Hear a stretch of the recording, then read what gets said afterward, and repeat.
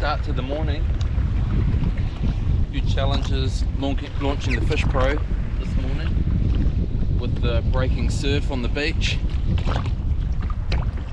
navigating out through the breakers. Bit of a wet start to the morning, not quite what we had forecasted, but adds to the adventure. We've plenty to talk about when we get off the water. It's a pretty funny start to the morning.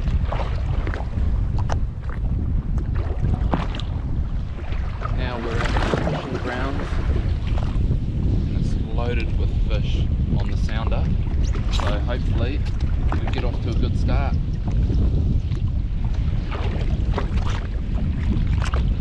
Weather's not quite what we had forecasted. Pretty strong northerly wind. Still warm enough, so it's not too miserable for us out here. It's a good start. That feels like a snag. Yeah, feels lucky. Just going over a bit of foul ground here. Snapper just sit along the edge of it. I might just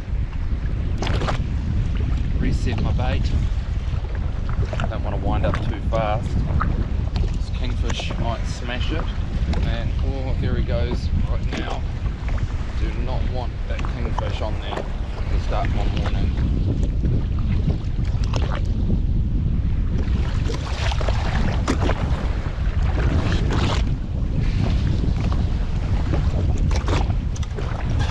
Was there. Right. Just about got smashed by a big kingy.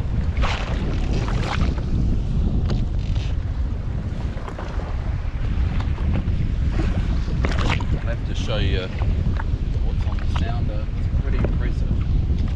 Absolutely loaded. This trophy, the seadoo fishpro trophy, it has the 7-inch touchscreen Garmin on it.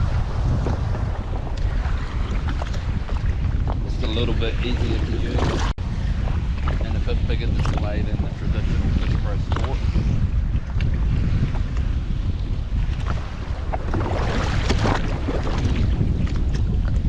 I don't have too much different setup on my Garmin units for when I go fishing. I pretty much got it on all the standard features, just using a split screen so I can see my charts, and also having the sonar on the other side. Just got little things like the drift speed on there and the voltage of my battery and time. That's about all I need on there. If you've got a fishpro, just make sure you've got it set up on GT15 transducer. That's what's inside the hull. If you've got it set up correctly, it's going to perform the way it should.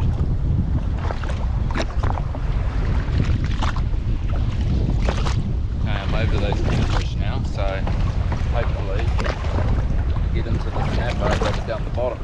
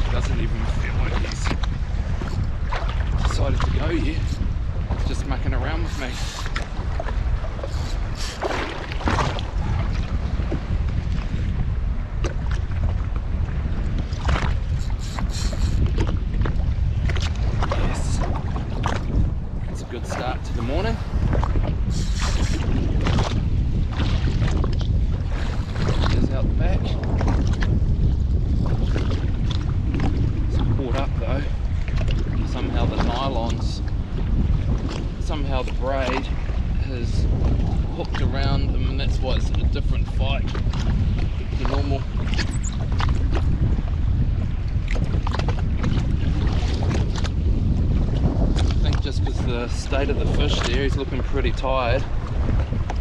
I'll take him home. Good start to the morning. Very fat, healthy fish. That's the condition of that. Just as I went to wind up my bait,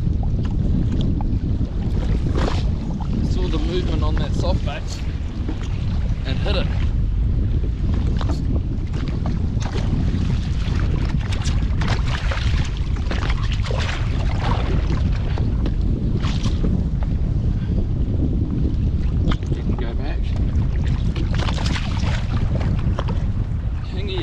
Soft bait, yeah. Really hard to work. You get these bigger ones.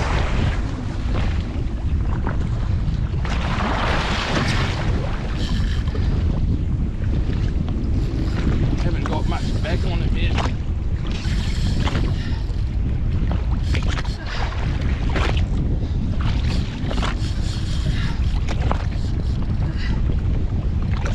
Shouldn't have let him back down there.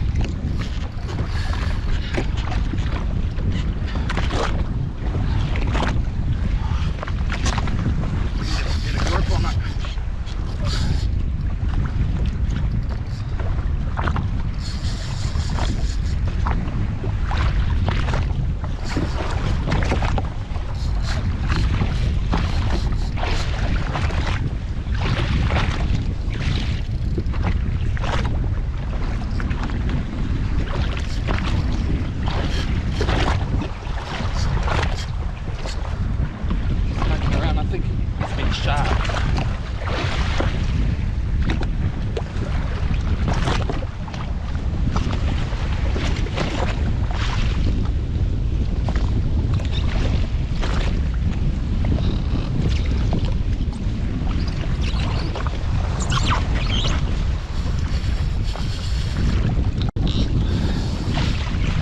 Good one.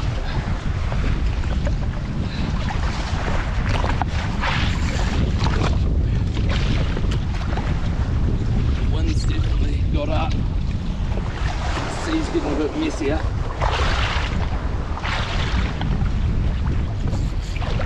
Still pretty comfortable though.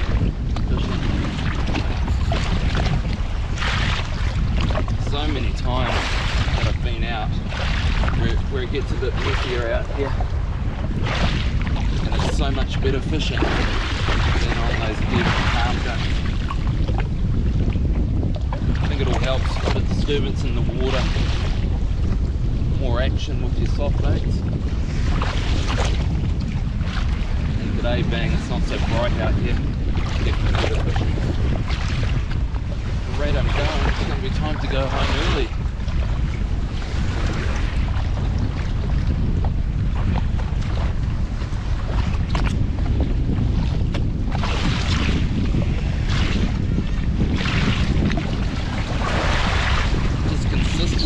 Fish like that.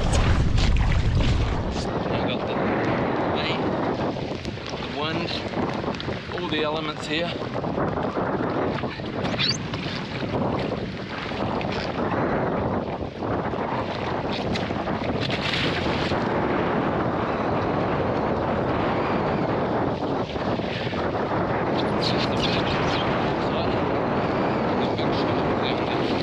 Big bugger. He's going to fall victim. Here it goes, the shark. Gone. Don't want to be pulling that out of the water. There's the shark. It's a decent one. Last bait. Then I'm heading back.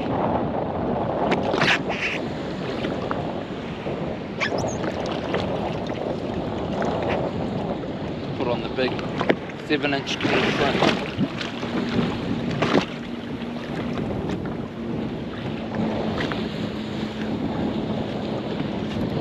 Something like it.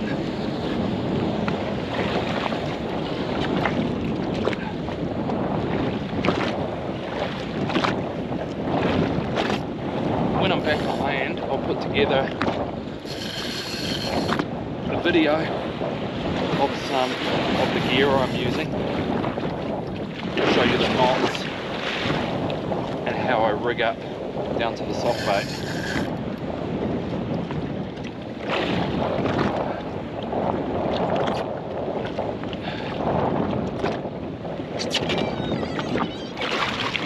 That look, call it quits with him, eh?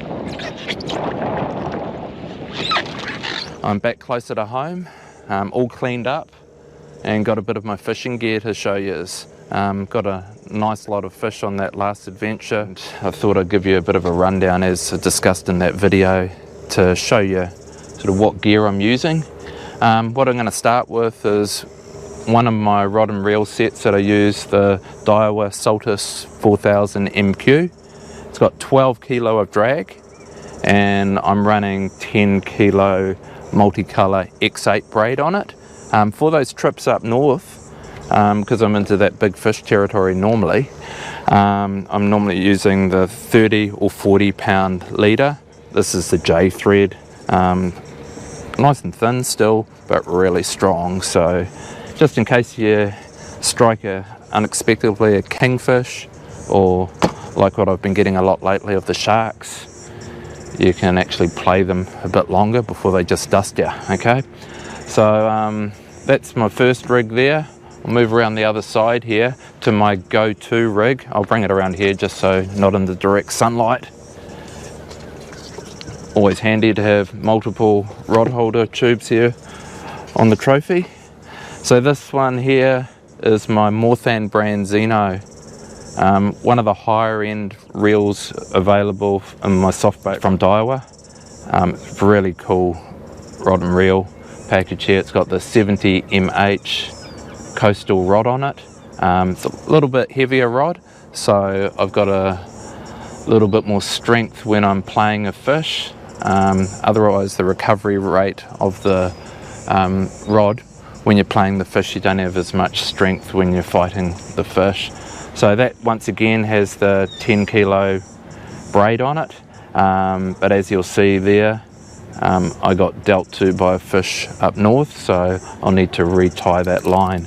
Just a little tip for you guys: when you're not using your reels, always make sure you loosen off your drag. You don't want to leave unnecessary pressure on the drag washers while it's sitting around there not being used. So as far as my other set that I take out with me when I'm going to also target kingfish, I've got the new Saltiga Daiwa lever drag 35 JP reel there. I've got 80 pound braid on it and about 100 pound leader from memory, and that's on the Spartan rod, okay? Nice big 9 burrow, I think that is, hook on there, and then I just use my metal 300 gram jigs on it typically for most of the depth I fish when I'm mechanical jigging. Normally anywhere from 50 to about 85 meters of water of late when I've been doing my kingfish fishing. Another really important tip, guys, when you've got this nice gear here, you definitely want to cover it up. So my ultimate reel covers are available at many seadoo dealerships around the country, and also through my website. Simple, just unvelcro it, velcro it all on like so, over the top here, then it's on there. Going to keep your reels dry and also at the same time keep them secure so that they don't fall out. So make sure you cover up your gear if you want it to last, and it's going to save you a lot of time and money on maintenance as well. So this is going to be a good opportunity with this broken line here that I've got from that last fish to retie my knots and show you guys a few of the knots that I use that work for me. These knots I've been using for all my career of jet ski fishing, about 15 going on 16 years now. I learnt these basic knots off some of the guys that are more respected in the industry, the fishing industry. They taught me when I was learning about soft baiting, and to date I still use them. And the knots that you can easily do while on the water, which is pretty important because we're out there in different sea states and you don't want to do anything too complicated that's going to cause you to get seasick. So what I'm going to start with for this soft bait set here on this 10 kilo braid is I'm going to double up the braid. It's a habit I've got into for all these years, and it's worked really well. I catch a lot of decent fish, fortunately, and the day that started happening was the day I started trusting in my knots and being able to put a bit of extra hurt on the line. So what I tend to do is at least a metre, like an arm length here, I'll double up the braid and I'll use what we call a spider hitch. Got the end piece here. Now I'm going to do a loop like so.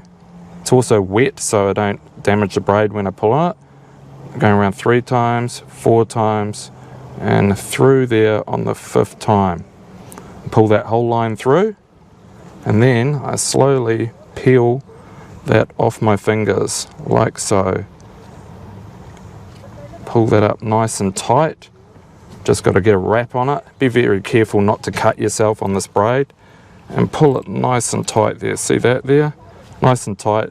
So now it's not going to be awkward when it's going through the guides on my rod. So I'm going to just trim that off there with my little braid scissors, like so. Leave that there, and now I have a section of just over a metre doubled up braid, which would be a nice thickness to match to my leader. So my next knot that I'm going to use is a back-to-back uni knot, which is a pretty straightforward knot and many people will be familiar with already. So I'll take a bit of length off this line here so it's a bit easier to handle in the wind here, and then I'll get my leader, and I normally want about a length of the whole rod that I'm using is safe length, what I like, and that allows me, if I get any abrasive line closer to my hook, I can do a trim off of this whole leader while I'm on the water and then retie my knot. Overlap the leader across the braid here by about this much length here, okay, and then I'm going to proceed to do the knot, which is a back-to-back uni. So I'll do that down here so you can see it. So it's always important to have the line wet. If you don't have the line wet, you risk damaging your line when you're pulling up on the knot, okay. So I'm going to go back over where I've been here, go around it and come through it 5 times. 1, 2, not making it look too easy. Then I pull on that one. Same time, don't forget to make it wet, and then you're going to flip it around like so and do the opposite end of it. This one here, the leader, 2, 3, 4, 5. Pull that one up as well. Then you should be able to pull the 2 lines together like so, and that there is your back-to-back uni knot. And you just need to trim both of those off so they can go cleanly through the guides. Nice and clean through there. That's how you want it. And now just have one more knot to go, which will be where I'm going to attach my hook on the end of this leader, which will be the length of the rod. So the back-to-back uni knot is complete now. So I'm winding that up through the guides there, and that's sitting just down from the second guide. And now I'll want to use about the whole length of the rod here to prepare for my next knot. So I'll come down to about here and I'll trim that off, that spool of leader. And now I am going to do my knot to hook onto either a genie clip or one of my monster snapper clips, okay? So I'll show you those. That's a genie clip there. It's a nice simple way to add on your hooks. So I'll show you how that works. I'll tie it on for you and see how simple it is to add whatever appropriate jig head weight you like on the day, rather than having to tie knots every time you change your weight jig head. I'll open up this pack of genie clips here and grab one of these guys out. When you're buying these genie clips, try and get a brand you trust, because there is a lot of knockoffs out there on the market that might not be as strong. I know these Berkeley ones here, they call them a speed clip, are very good. I'm going to go through the hole here on the genie clip like so, and then just tie another, just need a little bit more line there, uni knot on here. So go round 5 times through there, 3, 4, just got to get through the last one, and then you wet it like we've done before.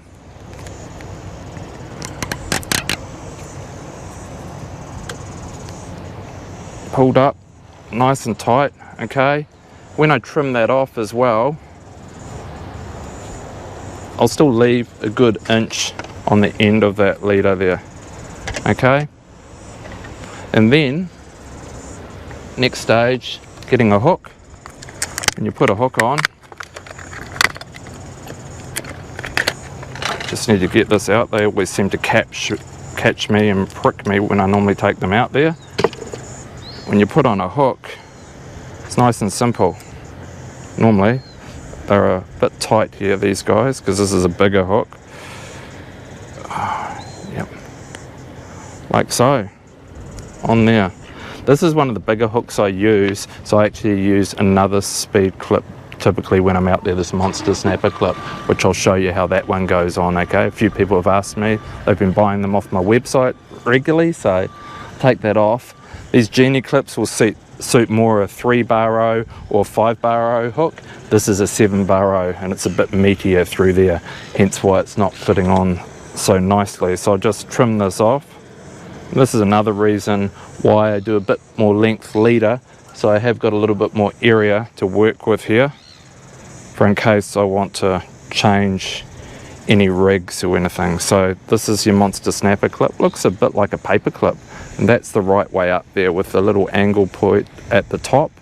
So that's where I'm going to slide my hook on afterwards. So once again, a uni knot, 5 times around, to probably easier if I took my glasses off, I'll be able to see a bit better. 4, 5.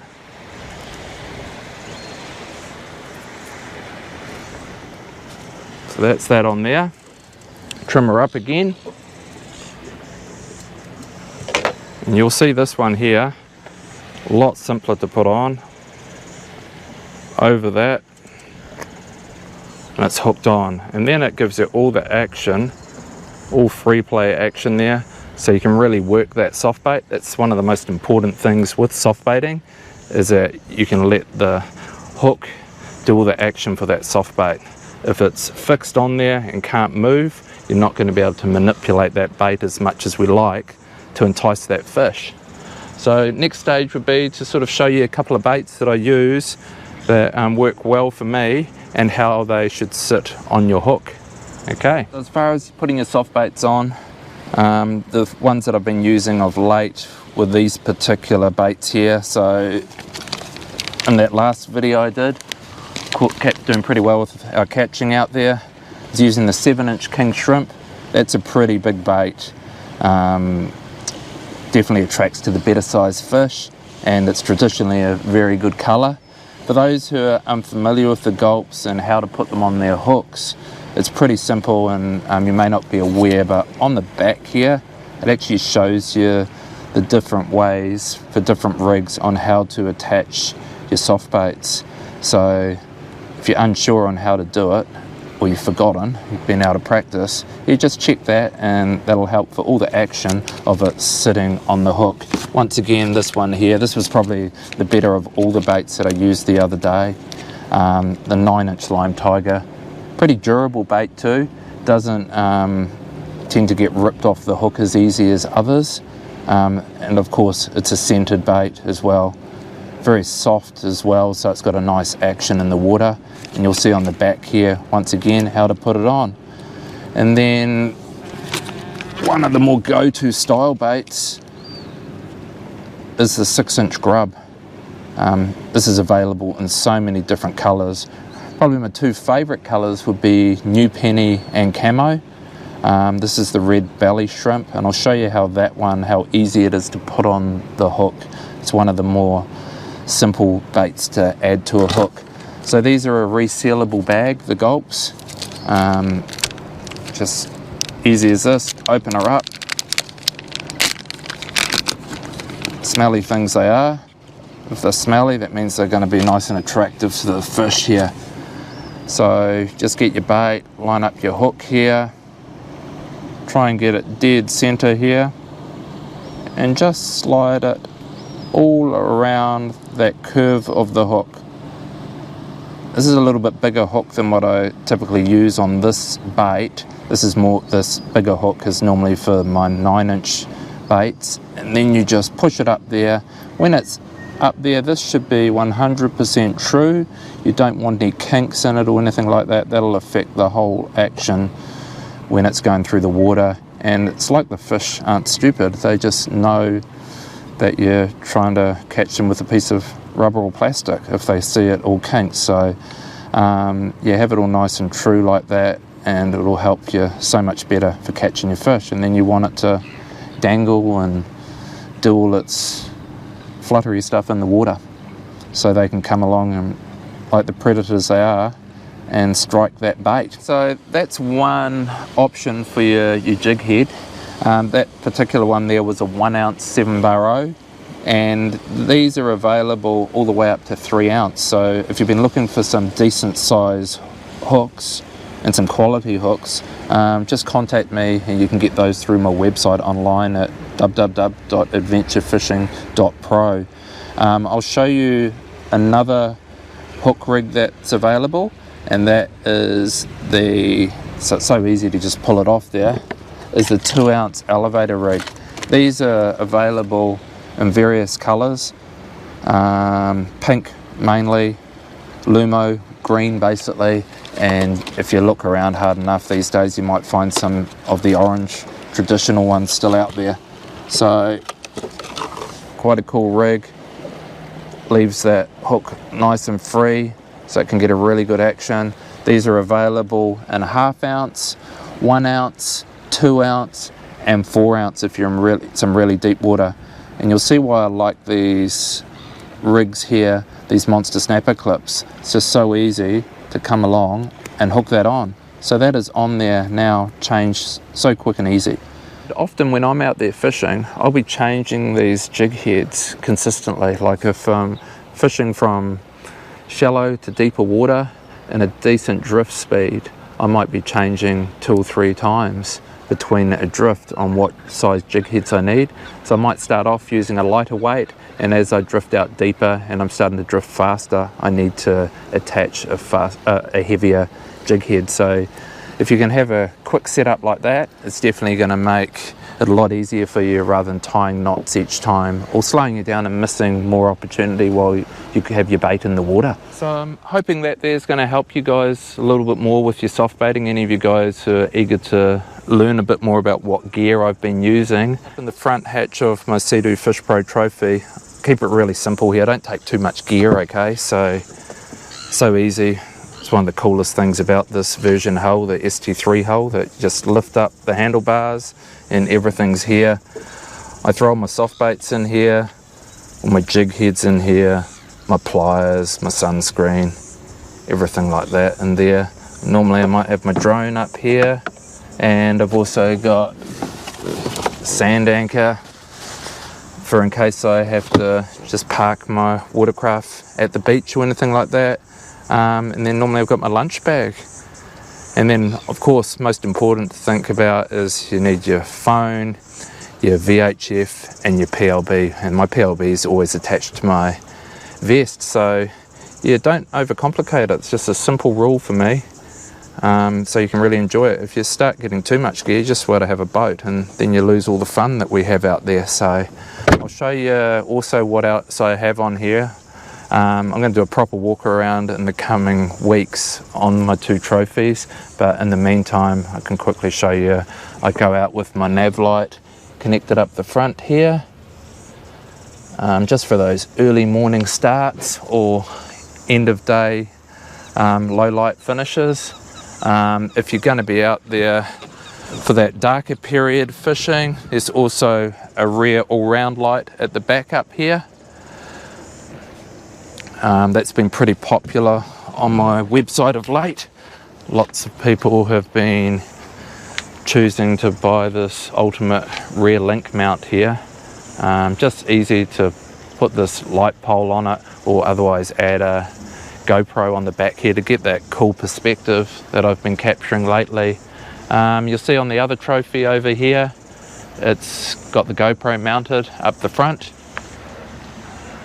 Subscribe to my channel. You'll also see one of my next videos that's coming up is I'm going to do a how-to for you guys who have bought a fishpro Sport, Scout or Trophy on how to download the token voucher and upload the charts to your unit on your Garmin.